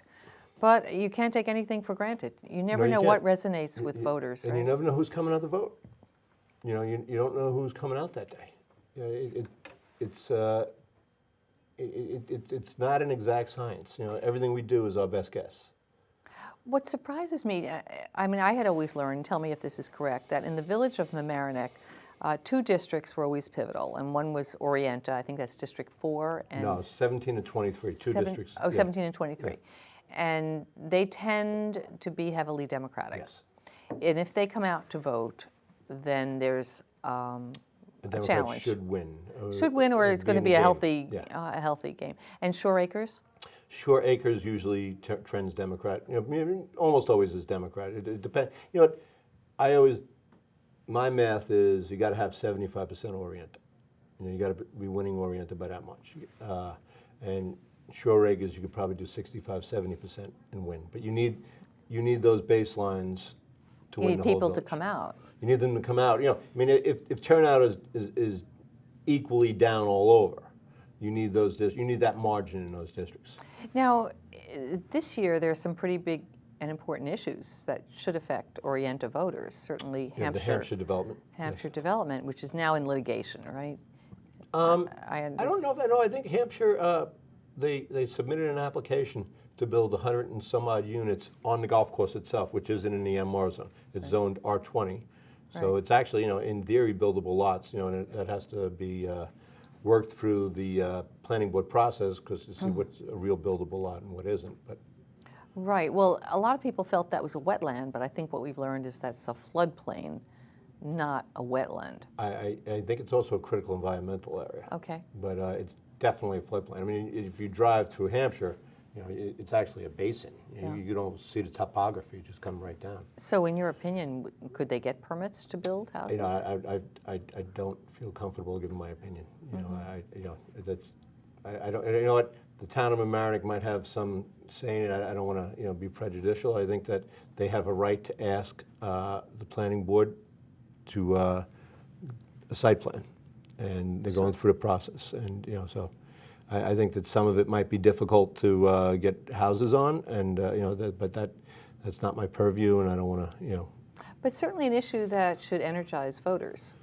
I mean, without a doubt. They'd be very concerned that their elected officials were on top of this or were attending without a the doubt. details. Yes, I think it would be, and how it's handled, and where the exits are, and there's a lot of stuff that the local elected officials are going to have to get involved with at the end of the day.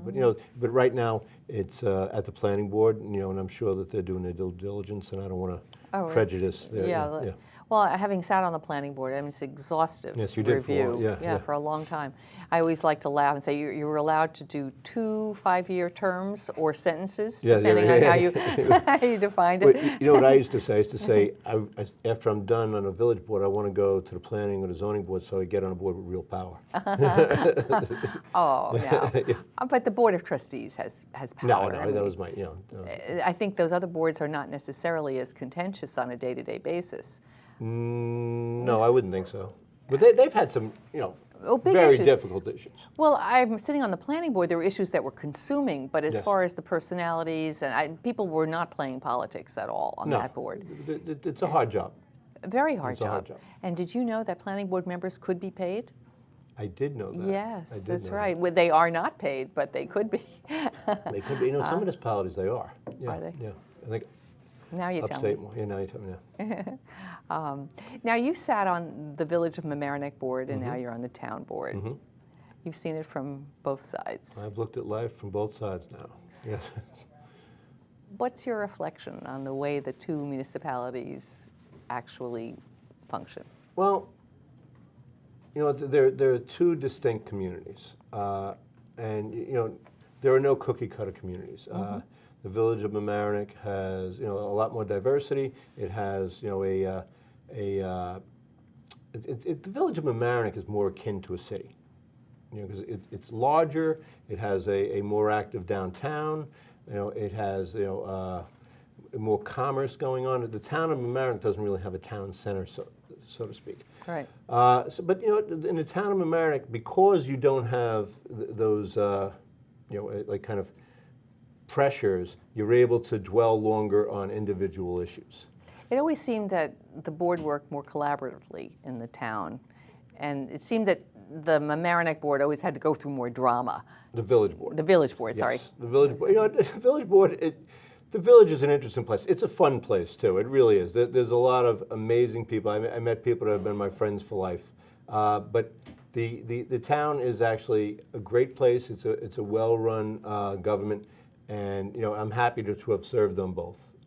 Tom, thank you so much for being here. Thank you, Alice. It's always my pleasure. I think we probably do have a result in the Village of Mamaroneck, and I understand that the mayor and Trustee Santoro are on their way in. Okay, good So I'm for going to ask you to stay right where you are. And if they turn out to be the victors tonight, I just want to congratulate them both. Wonderful. I like that collaborative spirit and that congeniality.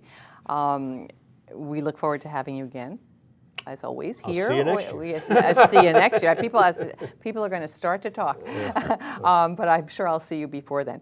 Let's go to a tape shot by the League of Women Voters on food waste. And when we come back, we'll have the mayor and the trustee, Lou Santoro.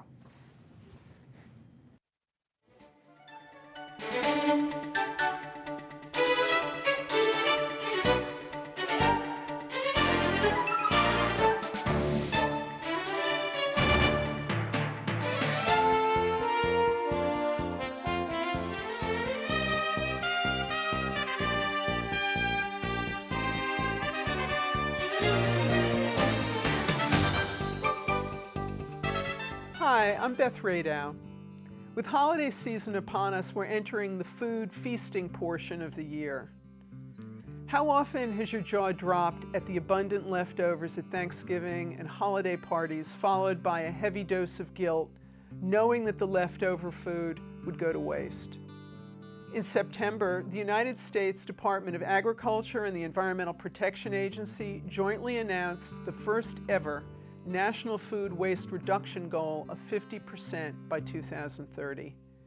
This announcement coincided with the meeting of the United Nations General Assembly on Global Sustainable Development Practices. The staggering news is that as a nation, approximately 40% of the food we produce never gets eaten. We throw out the equivalent of more than 35 million tons of food a year. On average, each of us throws out 1/2 pound or more of food a day, every day, and it adds up. If you have been trying unsuccessfully to save money and want to find the easiest way to capture that money, change how you buy and store your food. According to research done by food expert Dana Gunders, the average American family throws out the equivalent of $2,225 worth of food every year. Consider this too, when you throw away food, it's not just the food that gets tossed, but also the finite natural resources such as water, soil, and fossil fuel consumed to grow the food and transport the food from the farm to the grocery store and cart it later as trash to the municipal landfill or incinerator. And also the food waste that goes to our landfills and incinerators emits greenhouse gases that contribute to pollution and climate change. So that's the bad news. The good news is that every one of us can contribute and benefit from solving America's food waste challenge. Here are simple tips to take action, save money, and sustain our planet.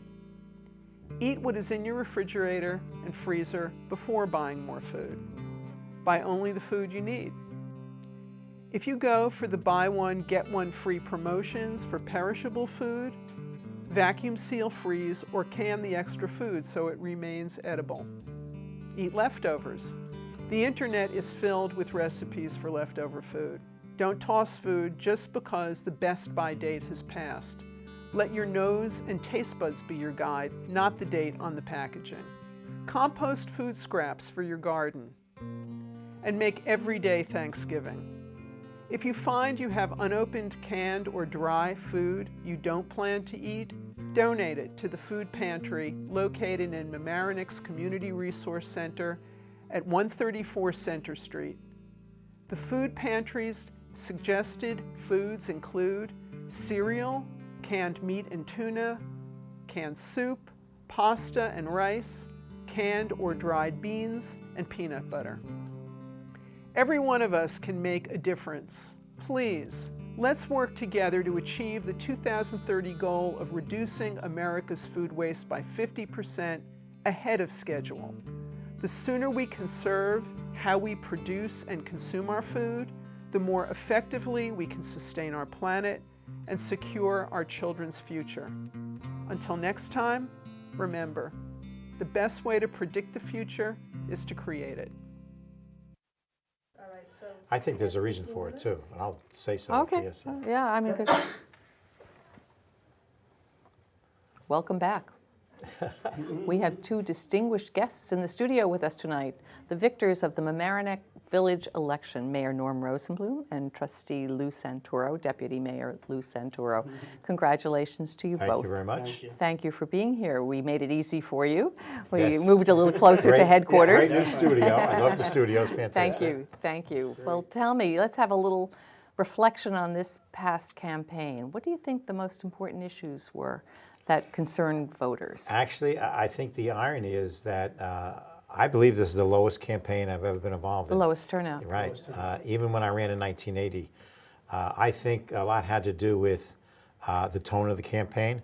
I think that I believe this is the most contentious campaign I've ever been in.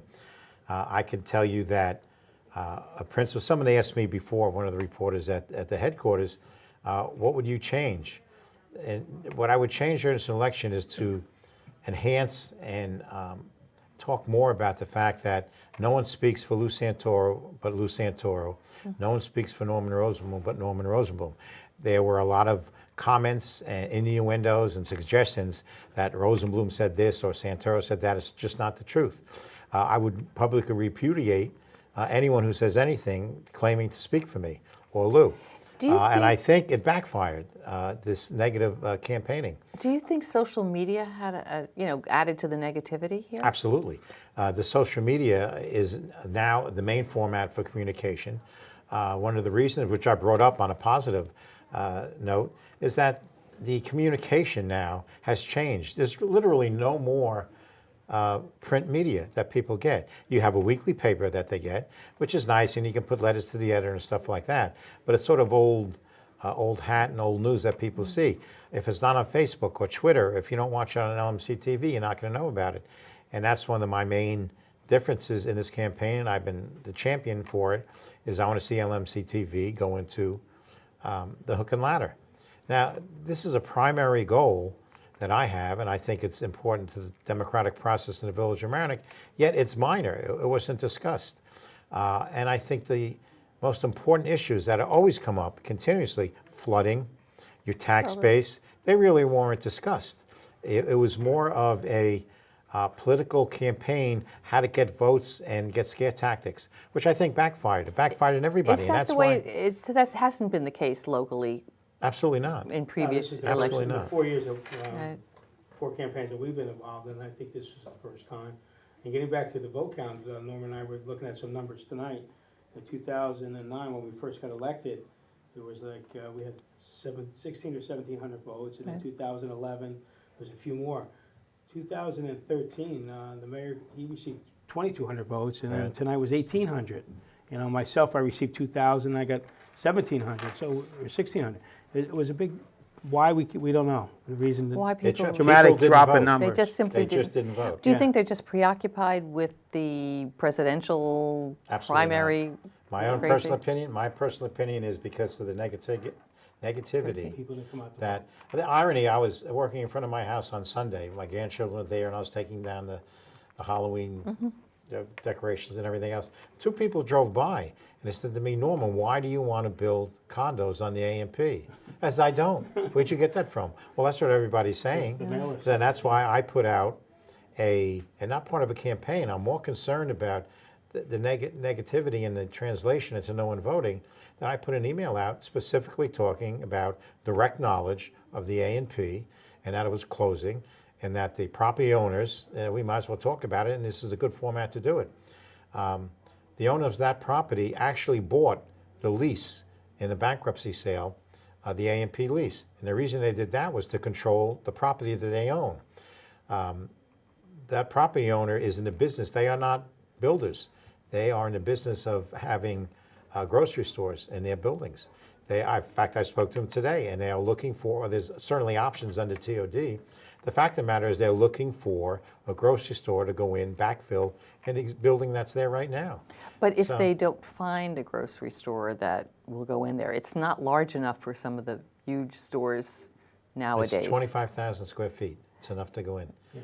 Even if Very it's a smaller suburban. store, you want a grocery store. Oh, I think there's consensus in the village that portion of the community is very underserved and needs a store. Yeah. I'm thoroughly convinced that there will be some type of grocery store in there fairly soon. But I think the doubt is always, well, and the if doubt they is there. it's there but if they can't find a store that's willing to come in. Well, that's their business. If they're not going to find it, no one's going to find it. I think that in this day and age, there's a question of ethics, not your ethics, but the ethics of business in general. People say one thing, and do they follow through? They could say, well, we're looking for a grocery, but if we don't find But that's one, their business. That's why. Of course. It remains to be seen. We just don't know. So I have the best encouragement that there will be a grocery store there. I mean, I'm a continuous communication with this. For obvious reasons, I would like to see a grocery store in the village of Mamaroneck. Do you think that the village should be communicating by social media with its residents? Yes, and we do. I think LMC-TV is the most effective. I think that you're getting a I'm note. getting some more updates. Right. Go ahead. That's all right. I think that, and you also have emails. You have email blast. I find it very effective. I think it actually happened with Hurricane Sandy. When we went around and I just called up gas stations and when are you going to open up and when are you going to get a delivery so people can go out. And people joke with me now, says that we didn't know you were also a weatherman besides, well, we do get a lot mayor. of updates from you. Yeah. But it's a matter of communication and it's just being realistic to, you live in an electronic age. We were lucky this year, as were both sides actually, to have kids involved, which I think is great, because maybe that will help translate a low turnout when you have these kids. Most of them next year will be 18 from Mamaroneck High School. Kids It's a great involved in program. the election? Absolutely. Yes, we had over, we had 30 kids out today. 30 or 40 Isn't that kids. great? Yeah. Oh, it's fantastic. And they were great. They were enthusiastic. It was just amazing. They have both. They had both a Young Republicans Club. I think there's a Young Democrats Club. And it's just fantastic. They come in. Well, it's like a farm. I mean, you're, Right. you're It's a farm team, educating you're and absolutely right correct. there. Whatever we asked them to do, they did. They made phone calls, they walked. What a great Today we idea. had Certainly 30 the League kids of out Women there. Voters has been trying to and do that these for kids years, really trying to enjoy it. bring kids to Albany. I give credit to Mr. I think, I hope it's Mr. Liberti, who is the teacher of Mamaroneck High School. And, well, It is what it is. Right. Let me just update our viewers at home. We have some updated numbers in the county's District 7 legislator race. Our previous numbers were incorrect. Right now, it looks like with 14 out of 55 districts reporting, Susan Watson has 916 votes, and Catherine Parker has 1,604 votes. That's a pretty significant lead. 14 out of 55. Right. yeah. So, and that's 14 of 55 someone districts. could be able to declare. It's about 25%. You could declare with that 25%, you think? Well, if that's big a margin, I don't know what that It's many hard to districts are We concerned. we about. have We don't know. 15 to struggle with. Right, 15 is enough. We have Now, tell me, 15. so today things seem to have gone without a hitch. I mean, there weren't problems at any of the polling places? Nothing. We didn't get one complaint today. Which was amazing. Yeah, Because that's awesome. actually the reports that I got, people coming back, and even the poll workers, that they said, please, when you have the ballot, just vote Across. in one line. Not Because down. people were voting in 2 lines and 3 lines and 4 Whether lines, they, you know, and they had to, vote over again. Yeah. So it's parcel of learning the new electronic age. Yeah. Well, with our optical scanners, which is Right. a very inconvenient way to vote. A lot of people still like the leverage. But I still like the lever machines. They work just great. if you had March elections, you could still use them. Why in March and not in November? Because there was a ruling, I believe, I don't know if it was last year, year before, someone wanted to use the old levers, and they allowed it to them because it was a March election. Because the March elections are run by the local municipality, whereas the November election is run by the county. I see. So we did ourselves in by changing the time of the election. All right. Now, one of the great things about running in a little village like this is you go door to door. I mean, you Correct. actually talk to people. It isn't just media. What did you find was on people's minds? The irony is they didn't really speak too much. If anything that was spoken and discussed, of course, was taxes. Why my taxes so high? And the other thing happened to be the number one issue was the A&P. That was it. That's it. The TOD study A&P. TOD meaning the transit-oriented development, which of course the A&P property is part of. There were so many comments and suggestions put out to what was there that were not realistic, that people were totally confused. Yeah. They had absolutely no idea what was going on. There was a lot of And it's a misrepresentation matter going on there. Right, It's a Norm? matter even to the extent where Trustee Miller unfortunately put an article out that the Rosenshines own that property. And it's a misconception. A&P property? Yeah. Right. And they The don't. A&P property is owned by Brixmore Brixmore and Properties, the not by Rosenshines. So people, then you associate Mamaroneck Beach and Yacht Club. It's a very small, there are no secrets in this town. Everybody knows what's going on. So to do a disservice to, bring in other Well, there's a lot of aspects to it's confusion. crazy. One of the areas that seemed to have energized a lot of people was the parking issue. Now, I Right. know, Norm, you've been always in favor of a parking structure. Correct. And yet the Walker study, which the village paid for, $40,000 for. okay, said that we didn't really need more parking, that the problem seemed to be that people didn't have parking where they wanted it. Everybody would like to park on the avenue. And that's not always possible. But we have lots that are not so clearly defined or we don't have signage that That's what directs we're working people. on right now. Well, that's called the wayfaring. That's a different. Okay. It's a different. The general subject that belongs to it, but the fact that wayfaring is just it's a fancy word for signage and where to go. Right. The fact of the matter is, I think that the Walker study was deficient. I think it proved itself out because the Walker study made the exact same suggestions to a Massachusetts town, the same size as the village of Mamaroneck, where they put in the multi-space meters, and after 1 year, they took it out at the cost of probably $1 million. We had ISP. I had them come to Mayor's ad hoc committee, which in turn gives the, that information is available. The only market for multi-space meters right now really is Europe. It's the only ones using it, and that's why they're continuing to make it. They came and said the only type of meter you want on a main road is the individual space meters, because they do the exact same thing.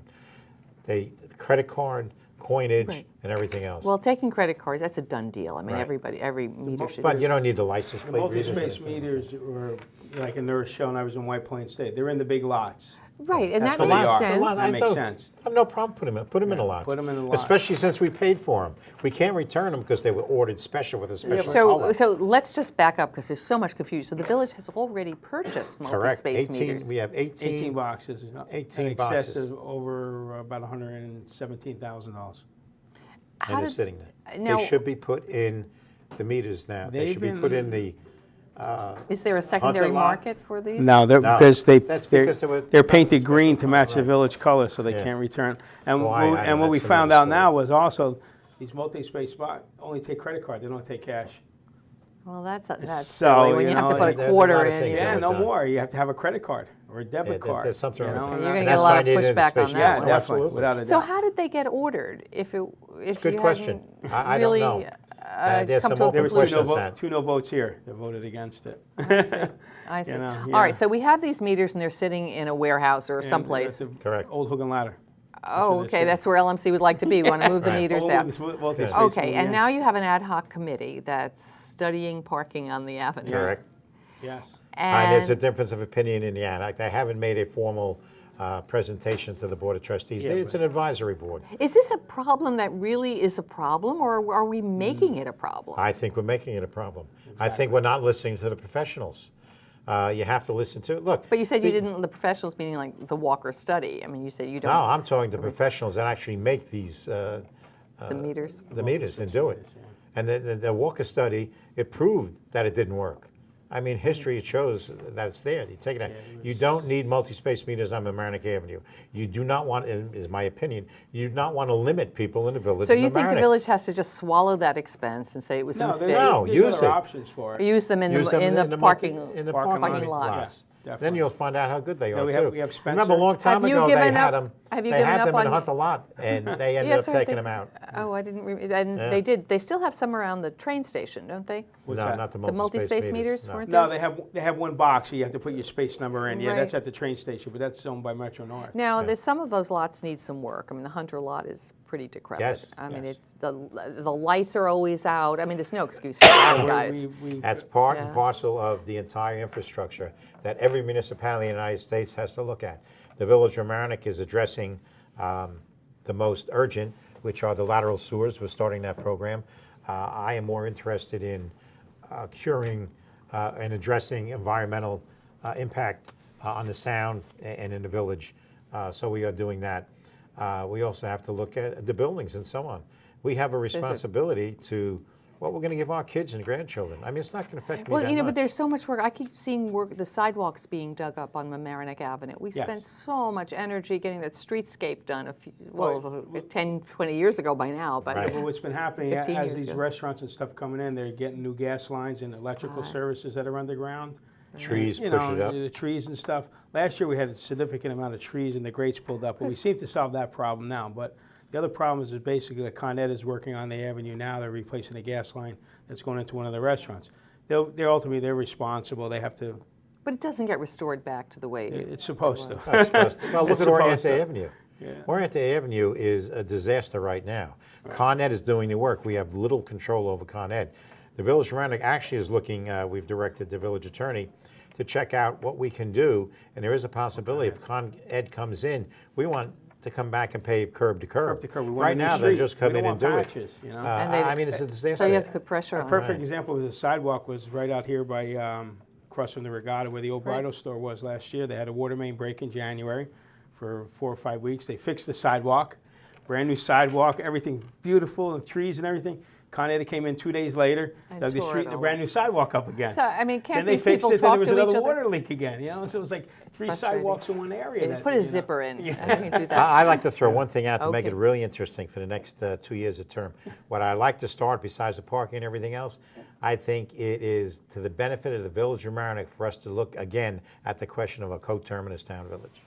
Oh, I don't know. I remember the last Well, time we we'll come talked back about that. another day People and talk literally about hung that. their heads and said, To be continued. ad infinitum. That'll lead us to another Gentlemen, thank show. you so Thank much you. for being here. Thank you. It's a Congratulations pleasure. on your Thank you very much. re-election. It's a We pleasure. will Thanks, have always you look forward back. to it. Definitely, Lou, for thank you. sure. Yeah. Stay right where you are. We're just going to tell you, of course, these are our newly re-elected mayor and deputy mayor in the village of Mamaroneck, Norm Rosenblum and Lou Santoro.